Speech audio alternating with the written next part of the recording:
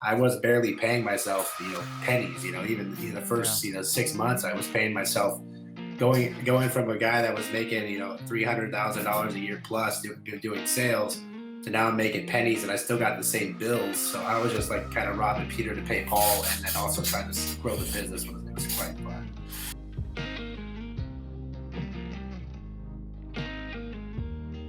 You always are your biggest bottleneck in your business. I kind of had to get out of my own way. I had to allow people to make mistakes. I had to allow people to learn the position. 9 out of 10 times, you'll see us in a community helping before you even know of the service that we provide.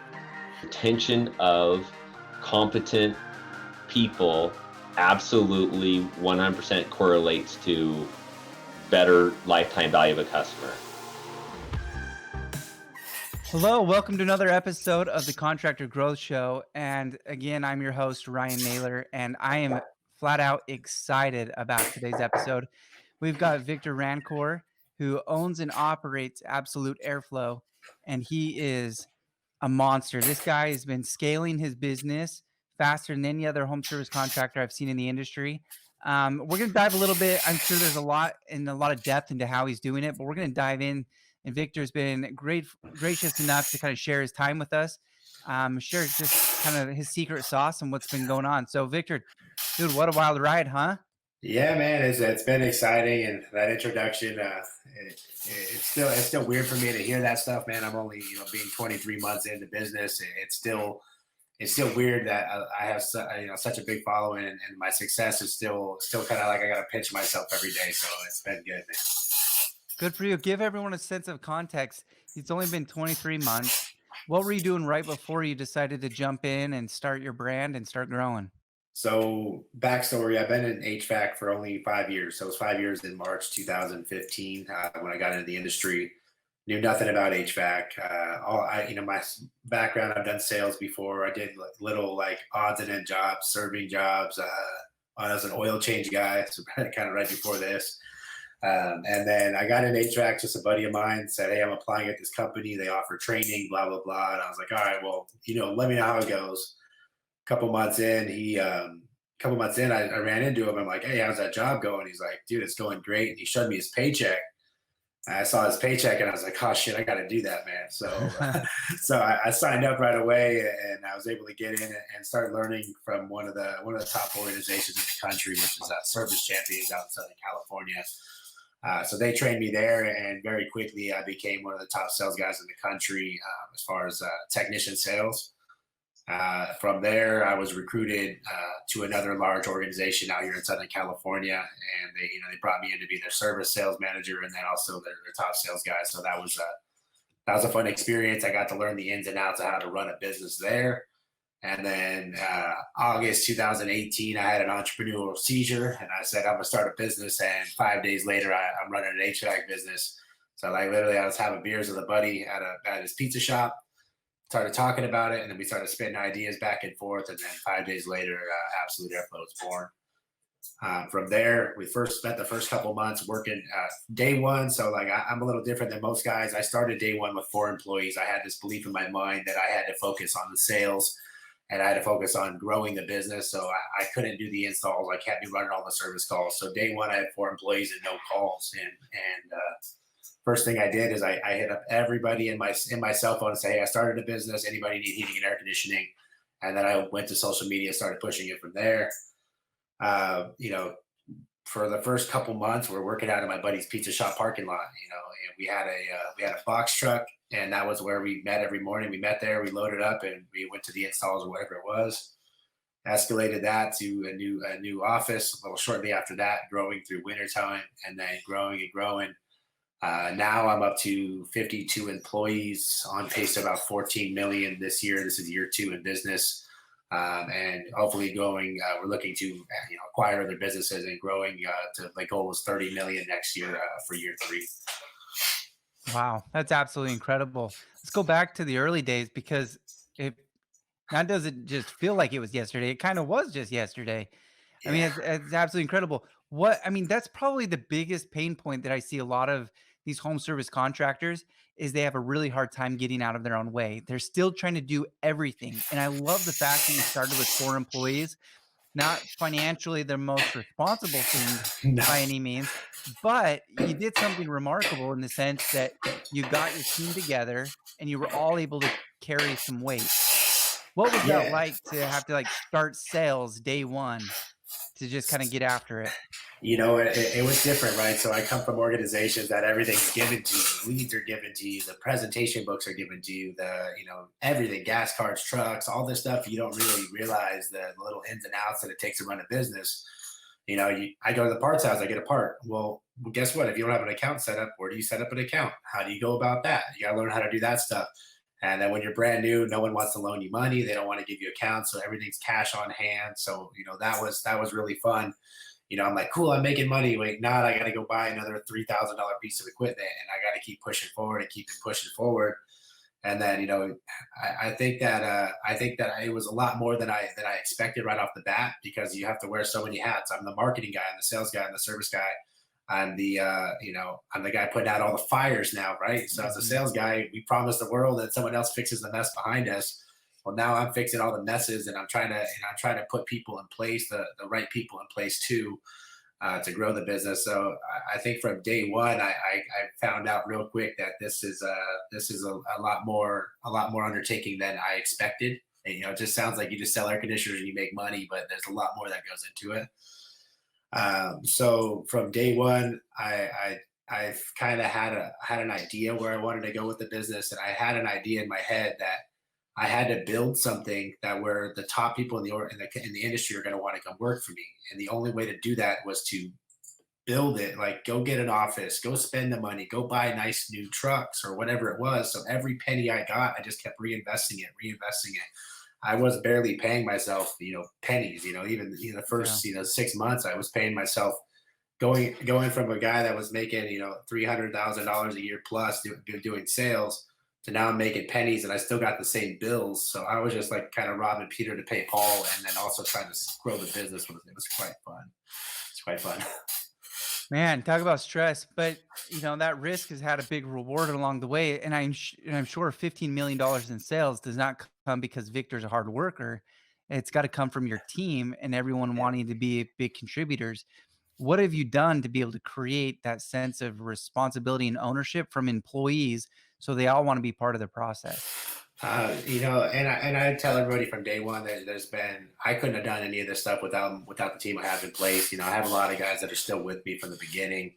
And one of the things is I kind of had to get out of my own way. I had to allow people to make mistakes. I had to allow people to learn the position, because I don't really, a lot of it I didn't know. So I'm trying to put people in place and Yeah. allow them to do that job. But in the beginning, everybody has to wear so many hats, and I found that was the most.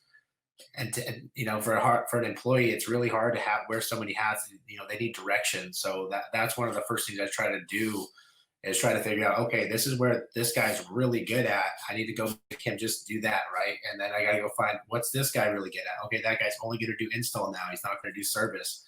And you gotta I learned from, like I said, I learned from big organizations that everybody has to have their role. And then what I would do is on my whiteboard, I still got the same whiteboard now. My whiteboard, I would draw out a organizational chart, and that chart would change every once in a while, but I would reverse engineer what I think I need, and then I'd work my way back to what that position should cost, stuff like that. And I was constantly tweaking it till I could finally find the right recipe, I guess. I think that's a really great point, and I think a lot of people miss that. We're trying to work our org chart forward instead of working it backwards. We're trying to say, with the puzzle pieces we have in front of us, how can we get to XYZ? Instead, you were saying, here's the perfect picture. Now, how do I get there? And if it means letting go of somebody because they don't fit in that new, you're just moving quicker, right? You're able to make decisions not based on the emotions and the friendships and the bad mistakes you've made in the past. Instead, you're always working toward a cleaner future. So a lot of people, they think that's like kind of my superpower, I guess, is that when I make a decision, I make it quickly, and whatever decision I make it right, if that makes sense. And one of the things I've been really good at in running a business is making quick decisions, and so far, almost 90% of the decisions I've made have been the right one. Moving from my old shop to my shop that I'm in right now, it was like I'm coming out of summer. We had a great summer last year. We made good money. Well, now I see this brand new shop open, or the shop opens up across the street from where I'm at. I got this beautiful freeway front, and it's a way bigger location. It's a big undertaking. The place is in shambles, like, and the landlord just, the rent is what it is. You got to fix it up. And everybody called me kind of crazy, and I'm like, I'm taking the shop. It's on the freeway, on the busiest freeway in Southern California. There's no way I'm not taking it. So then I go and dump $140,000 into remodeling the place, and everybody's like, "What the hell are you doing?" Right? Yeah. Well, when I got that place, now all of a sudden it put me on the map. I'm in all these Facebook groups, and people are seeing like, "What the hell is this guy's?" I think I was like 14 months into business. So like, how the hell is this guy getting this shop and getting all this? Like, what the fuck is going on? And when I built this, when I got this building, I said, hey, look, when I build this is going to bring better level people that are going to want to come work for me now, because I have a beautiful place to come to work in. You always want to build an environment that people are proud to come to work in. Yeah. If people underestimate how much that matters, like if you got a dingy little shop, do you think the best people are going to want to come work for you? Or if you have a dingy shop, do you think that a girl's going to want to come be a call center rep in there, or whatever it is? It's just it's not going to happen. So I think that was one of the biggest things that I did was build a spot where people were really proud to come to work. Well, I think with that early stage growth too, there's a lot of excitement, a lot of energy, and you probably did a really good job at creating excitement, and it becomes contagious, right? People like want to be where there's excitement, and it's not just this static, dusty filled environment. You've got a lot of energy. Yeah, and that's what I bring every day. And a lot of owners, especially when they get to the size I'm at now, they don't have that passion anymore, right? They're not there. They're not the first ones in the building. They're not the last ones. They're not communicating. So for me, I come in the morning. I'm here at 6:30 every day. I only work till 5. So I have a strict cutoff at I'm home, family, kid, and that's where I'm at. But from 6:30 to 5 p.m., I bring the energy. I'm always pushing forward. I'm always trying to move the needle. When I come into the guys, every one of my installers in the morning, I talk to them, I bullshit with them, and I interact with them. My techs, I'm running sales meetings, service meetings. I'm talking and interacting with them, and I make everybody from the bottom up to the top feel like they're my family. And that's been one of the biggest things for me, is that people want to work harder for me because they see the passion that I put in every day, the motivation that I come I'm not just, I'm not on vacation while they're working. I'm here every day. That everyone laughs like, you live here more than all of us. And that's because this is my baby. I'm the captain of my ship. And if you're a leader, you have to be there all the time, pushing your guys forward. That's awesome. I think there's a lot of leadership styles in that. Just people will move mountains for people they know that respect them and love them back. I think that goes a long ways. Tell me a little bit about your sales process. What's really made it to be where your employees feel empowered to help you grow the revenue of the business? So obviously, coming from the background I came from, the business I started with employs the best sales guys in the country. Like, we used to we'd go to all these award ceremonies and we'd win 1 through 7 or whatever it was. Like I was in an organization that had, we always it was like a lion's den. You went in there and it was always a competition. It was always everybody trying to push each other forward. So when I came from that, when you kind of grow up in that reality, like that's you have no choice but to try to beat these guys. And these guys are, they're coming in almost as good as you or better than you. You got to prove yourself. And I was the new guy. I was the one, nobody in that company had ever moved up as fast as I had. So when I came in, I was like, I try to be like, hey, I'm fucking here. Like, I'm taking what you have, And that's kind of the mentality that I preach to my guys. It's a little bit aggressive sometimes because like I have very, very strict standards on how I want things done. I want things done a certain way because I know what's successful. Because when I got to come up and I got to watch all these successful guys and what they do inside the home and their processes and how we would go down to detail on how we would wake up in the morning. Hey, what do you do before you come to work? I put my belt on this way, my pants on this way, I brush my hair this way. Like, this is the stuff we would talk about, because when you get to the next level, there has to be repetition. Repetition is what breeds success. And obviously, unless it's bad repetition, but if it's something it's successful, you have to keep doing it the same way over and over and over. So when I was a sales guy and I was in a house, if you came to my call, you were a bird, you're a fly on the wall. 45 minutes in, you knew exactly where I was at in my presentation. And that's how good that we had gotten. So we had got to where we were role playing every day and overcoming objections and overcoming all this stuff to where I don't know there's nothing you can say to me inside of a house that I'm not going to have a reaction within a half a second and be able to close that deal because I already know I've already been through that door. We practice every day. Yeah. So with my organization, I wanted to be the same way from the top sales guy to the bottom tech. I wanted to create a room full of lions because I don't need 200 employees. I need 20 badass employees. Yeah. And that's what a lot of these big companies, they're just fillers, right? They hire all these fillers to run. You got to get someone to run the calls. I'm bringing in the best guys, and these guys are going to be able, from top to bottom, they're going to be able to make my organization move forward. They're going to be able to move the needle. And if you can't move the needle, you can't sit in the room with us. And that's like, you come in, like, that's our attitude. Like, we're all brothers. Like, everybody, all my sales guys, my techs, we all think of each other as brothers, but you can't sit with us unless you have the same attitude, the same drive to have success.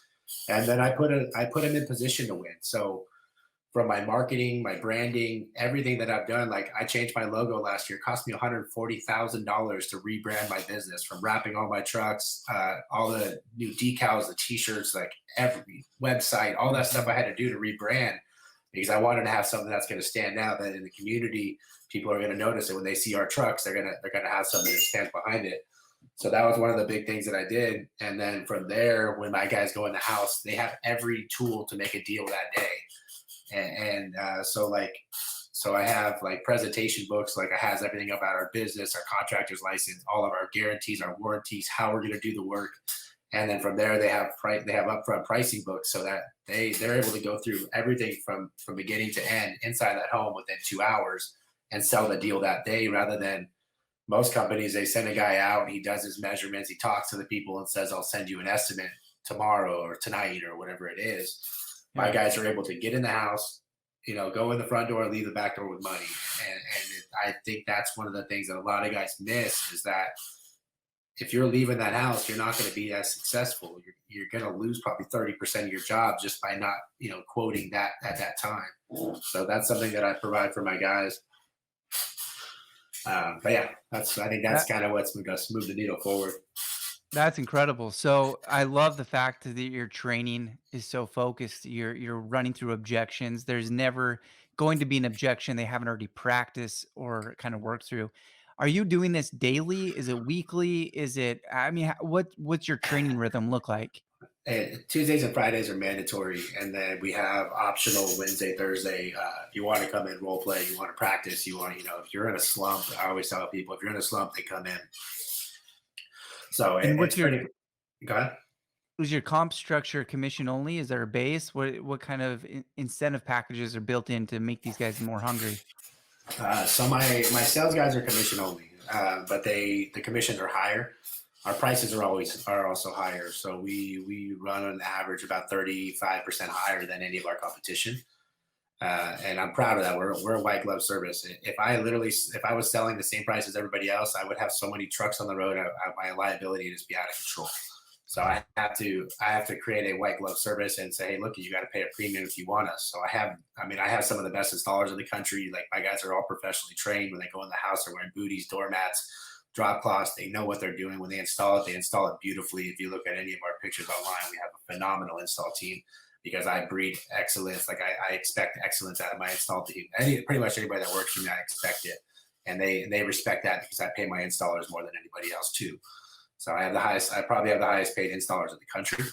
And that's part of why my prices are higher, because we guarantee the work's going to be done properly. When you come in your house, it's going to be an experience, rather than my wife is miserable for 3 days because the heating and air guys have been in here with the radio on and making a mess and doing all this stuff. So I think the white glove treatment has made a big difference. But yeah. Victor, your passion, your enthusiasm is extremely contagious.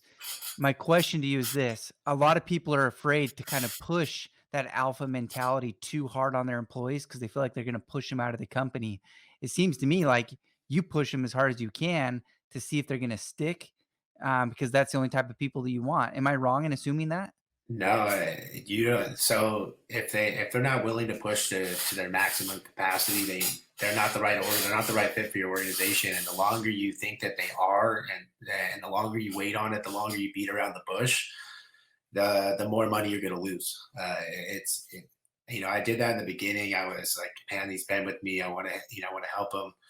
We have strict KPIs and we have strict numbers that we have to hit. If you're not hitting your numbers multiple months in a row, obviously we're talking to you. We're trying to work with you. But if there's not an improvement or show that there's an improvement, then we have to cut bait, because I have a line out the door of people that want to come work for me. Like legitimately, I can go put my hand up and say I'm hiring, and I'd have 10 people at my door tomorrow that want to come work for me because they know what kind of organization I run. Because they want to be part of the energy, the success, the growth rate. That's Yeah, super powerful. it is. And then, one of the big things when I started my business is I wanted to attract the top level guys. At one point, I had three Airtime 500 number one sales guys in the country working for me. Now they've gone off and started their own businesses, and I'm happy for them, and I've helped them along the way doing that, because there's only so long you can keep those guys without them realizing their real potential, and I help them get to the next level too. And I've helped them launch their businesses. But to have some of the best people in the country, you have to offer more than everybody else. Like I offer, better benefits. I pay 100% of their medical. I pay the 401k. I pay all this stuff to make sure that says, hey, you're not going to go anywhere better. You're not going to get the paid vacation. You're not going to get the paid time off. You're not going to get all the stuff that I offer.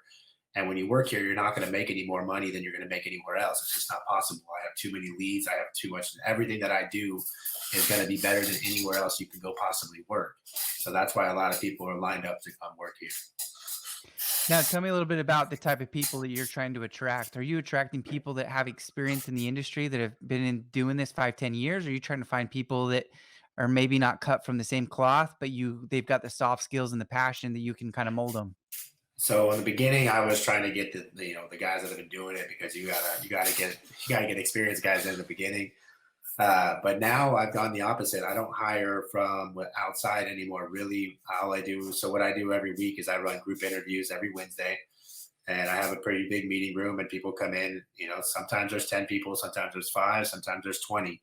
And I put ads out all over the place. Hey, you want to learn how to do HVAC, or you want to learn how to do sales? And I have them come in, and then they sit through a group interview, and I kind of ask everybody questions. I have a specific set of questions I ask them. If they don't show up in a suit and tie, they don't get a job with me. If they don't bring their own pen, they don't get a job with me, because they're not hungry. I mean, they aren't prepared to start a job right away, because they haven't. To me, that tells me they haven't been through enough interviews, or they haven't cared enough about themselves to get the job. And that's how I look at it. So if you don't wear a suit and tie, you don't wear a pen, you're not getting hired from me. So if you're watching this podcast, don't show up like that. There it is. And then better access. Yeah, and then one of those things, and then I ask it, and I try to find people that have, I try to find people that kind of have a similar background to me. Like, they have great communication skills. They just never really had anything that they could put themselves on. And I think that was one of my main issues when I came into HVAC. I said, I'm going to put everything into this, and I need to find. So what I've been doing is finding people that have that passion, or maybe they just had a kid, or maybe they've been doing all this stuff for a long time, and they haven't found something where they can put their hands-on skills in with their sales skills, or whatever it is. And I've been really good at picking them out, and then I put them through training. So I've been training sales guys from scratch. I had a guy that just hit the field 2 weeks ago, and he's on pace for over 400,000 his first month in the field. So I'm training these guys from ground up, and the same thing with the technicians. The building I'm sitting in now was my corporate headquarters. Well, it is my corporate headquarters for another 2 weeks.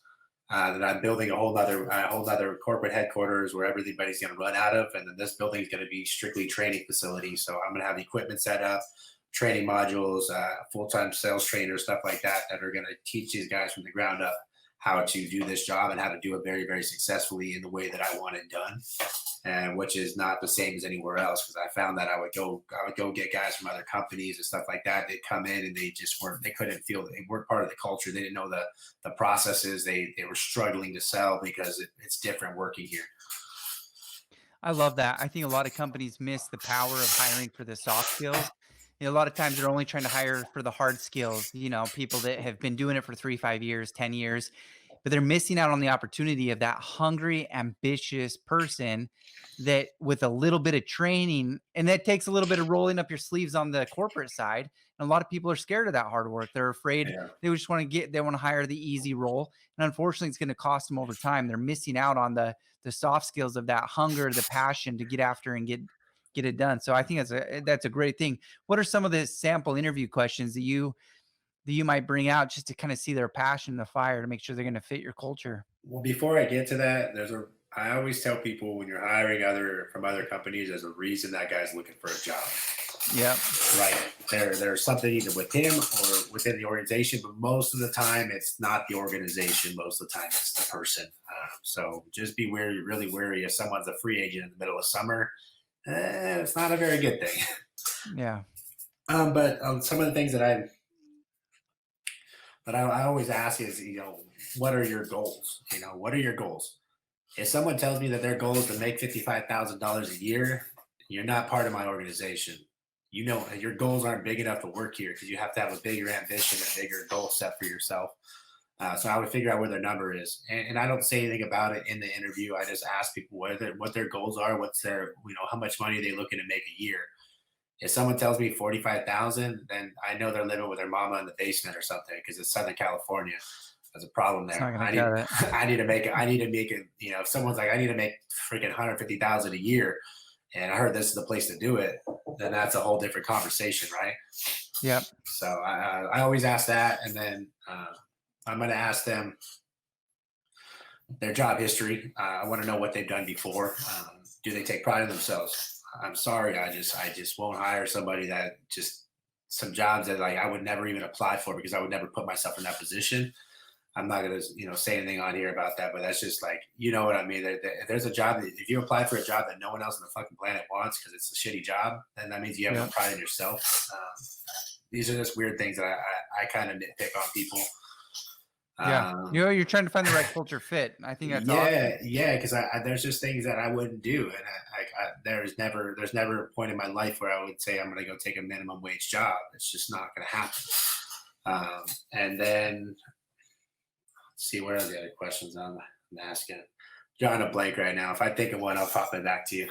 You're good. Let me ask you just real quick, couple of things going back. I mean, it's been such a short window, fast growth. What would you have done differently? In that, there's so many lessons I'm sure you learned that have helped you in your growth. Is there anything that you're looking back on and be like, man, here's one pivot point that maybe if I just changed it a little bit, could have helped a little bit more? Set boundaries in the beginning, right? Separate friendship from business. In the beginning, I'm hiring a lot of my friends, a lot of people that, they want to think they're building with you, but they also think that it's their business. Like I had a hard time separating it. I was, I'd go have beers with the guys and all this stuff. And it was always like, it was good camaraderie, but it wasn't a breeding ground for a successful business, if that makes sense. You have to be able to separate the two. So that would be one of the big ones. And then marketing, I spent so much money on marketing, just trying anything to make the phones ring like that. Like I didn't really give a shit. If someone said, "Oh, this is gonna make your phones ring," okay, let's do it. So I would be a lot more calculated in that. And then I would be more calculated in my hiring. And my hiring was, some in the beginning weren't that great. And that's what I kind of learned from is how to kind of decipher what makes sense. In the beginning, you're just like, "Oh, you want to work for me? Awesome. Come on. I need bodies. Yeah. I need bodies." Yeah. And that kind of mentality will get you, in a bad spot because, those guys cause warranties. Those guys are missing money on the table or stuff like that. So I think from the beginning, I would have been more like I am now and more hyper focused on how the processes go. Like now, like you walk in my building without your uniform on, I'm going to lose my mind. Like we come to work, we're always white glove. They have to wear booties in my office. Like that's how we set a precedent all the time. So I think that in the beginning, I would have just set more rules, and I probably would have asked other business owners. I think because I was so brash and I was too like ego driven that I thought I had it all figured out. I think I would have reached out to more people and kind of seen what they did and what was successful to them. And for me, I got my mentor to a lot of guys now. And I wish I had somebody like me that made a lot of the mistakes, spent a lot of the stupid money on things that would have guided me in the right direction in the beginning. Yeah, no, it makes a lot of sense. I think that's great advice, actually. I think a lot of mentoring, a lot of trade associations, find people in your industry that are maybe 5 years ahead of you and see Yeah. if you can avoid some pitfalls with them. Tell me what's next, Victor. You've had an incredible 23 months. What in 23 months from now, what are we talking about? 23 months from now, we're talking of probably a 50 to 70 million dollar a year business, to be quite honest. So, first off, I'm having my third baby's due in a couple weeks, so that's my Oh, main focus. yes. My main focus right now, I got my beautiful daughter and my son, and then this one is going to be a surprise. So in the next couple weeks, I'll have a Oh, boy or a fun. girl. I don't know what it's going to be yet. And so this year's been kind of on hold, if that makes sense. So like I haven't been able to travel like I would. So, and then also this year I started my own marketing agency, which has been massively successful, helping contractors all over the country, generate more leads. And then also I help them with the sales training aspect, stuff like that. So that's been I can't believe how successful that's been for me. So I'm going to keep growing that. I think by next year we'll probably have one of the top three largest marketing agencies in the country for social for the service industry, and we're kind of changing how that stuff works. If you guys, I'm not going to shout out my stuff, but you can look me up and you can kind of see what my business is. And then from there, with this business, I mean, it's super exciting. So like I said, I'm building this whole other office and a whole new, like double the size. It's like this Yeah. one's 3,400 square feet. The new one's going to be about 9,000 to 10,000 square feet when it's done. So I'm building out all these office spaces, and with that is more shoes to fill. And I want to keep building out an organization that that I could be proud of, and that a lot of people are going to want to work for. And I think that what I'm building is going to change a lot of people's lives for the better. They're going to, I have one of my best friends he's one of my sales guys now. I got him into the industry, and it's to watch his growth. He went from working at a restaurant to now he's going to make over 300,000 plus working for me this year. That's the kind of stuff that makes you wake up in the morning to see the kind of growth from those guys. So I think going forward, just keep training, keep building. Over the next 12 months, I'm working with some investors and stuff that want to back me. So right now it's all mine. So we're in negotiation process right now. I got literally in the last 3 days, I've had like 5 different private equity companies try to call me and try to get something going to help me expand the business. So we'll see how that goes. We're looking to open up in Ventura, California in the next 3 to 4 weeks. I'm going to be opening up another location. So right now we're in the training process and trying to get that launched too. And then my goal in March of next year is going to be in Arizona. We're looking at Phoenix. So, watch out for that. Everybody knows it's coming, I guess. So like, I'm pretty vocal on social media. So I got a lot of followers and stuff. So they know it's coming and they're not excited about it. So I think over the next 24 months, I'm probably going to be in Arizona, Nevada, Utah, Denver, and then pretty much all of Southern California from Central down in the next 24 months. I think we'll probably be 50 to 100 million. I think it could go to 100 million quickly. That's awesome. Good for you, Victor. Hey, last 4 questions, like a rapid fire style. These are kind of famous 4. We'll go through with every guest. How many hours a night are you sleeping? I sleep like a baby. I go to bed at 10 and I'm up at 5:30. So I sleep for 7.5 hours, or what's that? Yeah, 7.5 hours every night. I get home at 5. By 10 o'clock, I'm in bed, usually like 9:30. I wake up at 5:30, hang out with my daughter for a little bit, my son, and then head off to work. So I'm at work usually like 6:30 to 7. Love it. Love the consistency. Who's an entrepreneur that you're following and kind of taking lessons from? There's a couple guys. There's a young guy, Jordan Beebe. He has a massive plumbing company. Like seeing his growth, I think they're like 4 months in. He's like, I think they're almost over $100 million plumbing business already. So that guy is someone that I look up, that I interact with, and that I want to be like. And what he's doing, I mean, what he's doing is phenomenal. Jordan Beebe's good. Ken Goodrich. Me and Ken got to go. Ken took me to the Super Bowl. So me and him took us his private jet out to the Super Bowl in Miami a couple months back. So that was pretty cool. I got to see how the top 1% get to live. That's cool. And, you know, what Ked's kind of like the godfather in the industry. So he's someone, you know, from all the things that people say, like Ked, he doesn't seem like that in person, but he's a cool dude, man. And I think we have a lot to learn from him. And then let's see, this guy. I think there's one more guy. That's my boy Jamie out in Texas. He guy's a commercial real estate. So he has an HVAC business, but he's dipped really heavily into commercial real estate, and that's something that interests me going forward. Cool. Tell me a little bit. Do you have a business book that you highly recommend people read? Let me see right here. These two are good. These three. I'll have my shelf. Unfuck Your Business. Unfuck Your Business. This one's good. So that's actually my friend Thomas Keenan. He's a friend of mine.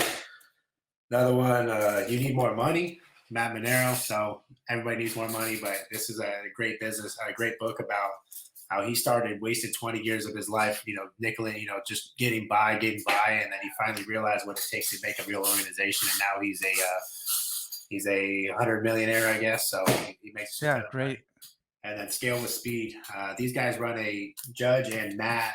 These guys, they run a business owners training out in Texas. It's called Burn the Ships. I went out there with them, and that was a really great experience. So I went out there in October or November last year. And from then, I mean, the stuff that I learned in that training was able to help me scale my business quickly. I drew out a business plan of where I wanted to be. And they're big on, you know, setting a date, like an exit date. Like, do you want to sell the business? That's what the Scale book is. You set a date when you want to sell it, and then hit that thing. So that's been big for me too. Fantastic. Last question. What is your favorite vacation destination? I don't vacation, man. All right. Well, dream it up. Where do you want to go? When you exit, where's the first place you're going? Oh, shit. I'm going to be at the Cleveland Browns home opener. And I'm gonna be chilling in Cleveland, man. I know. I'm not a big travel guy. One of the things that, you know, I talked to you about before the podcast, and this is something that these guys need to spread throughout the organization, is make them understand that you're not a home service business. You're a marketing and sales organization that happens to do plumbing, happens to do heating and air, happens to do this. You gotta lead. You have to have your whole organization believing that it's about sales. And if you think it's not about sales, then you're doing something wrong, man. You could keep grinding the rest of your life.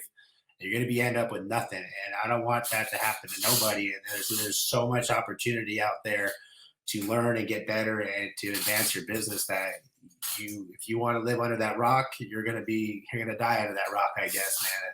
That's all I gotta say. There's too much money. There's too much opportunity out there not to go grab it by the balls. Yeah. Victor, you've been a pleasure. Thank you so much. I've learned a lot just by talking to you. I love the fact that you care so much about your employees, and you're even the great example of your friend being in the business. You see them being bigger than themselves, and you're helping them grow. I love it. Great insight. I really appreciate it. How can people get in touch with you? I know you're active on social media. Yeah, man, you go to my social media, you can look me up. This is Victor Rancour. I post a lot, so you can follow me. I don't know how many followers. I'm pretty close to the max, I think. So once you can follow me, man, and I post a lot of interesting stuff. I also run a HVAC business owners, like a group which is called HVAC Owners and Closers. That one it's a very big group of HVAC owners and salespeople that all they do is share information on how to get better, how to grow their business. So I think that would be a good thing for you guys to join. And if you guys are interested in my marketing stuff, you can go to my website, which is callservicehero.com. We're a full service marketing company that helps smaller businesses look bigger than they are. Cool. Or you can listen to my podcast. Just kidding. Yeah, there we go. We'll put the links into our show notes when this publishes, and so we'll get you all connected. Thanks again, Victor, for your time. Hey man, it was a pleasure. Have a good one, and I hope this podcast takes off like crazy. I think that you have some great ideas, and what you're doing with your business hiring process. It sounds like something I want to get behind. Appreciate it, Victor. Hey, thanks for watching another episode of the Contractor Growth Show. If you're watching this, we also have an audio version available on all the major podcast platforms. If you liked what you heard, be sure to leave a review and subscribe. This helps us get more visibility and help entrepreneurs like you. You can find me anywhere at Ryan Naylor on all the major social media platforms. Thanks for watching. We'll see you next time.